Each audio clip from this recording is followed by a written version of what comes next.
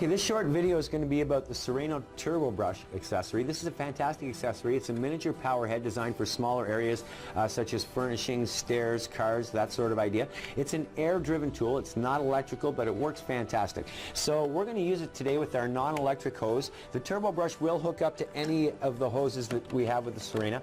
Always hook your hose up to the machine first. Then we're going to take our curved wand. We're going to put that on there. And next we're going to attach our Turbo Brush. And it's really as simple as pushing the button, giving it a spin. Now we've got it on here. Nothing happens until, of course, we turn on the machine, and when we do, you'll see it spin.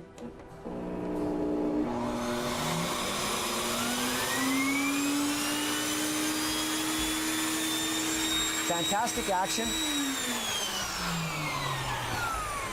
And this is great for those small reach areas. The Sirena Turbo Brush, available through your Sirena retailer, sold separately.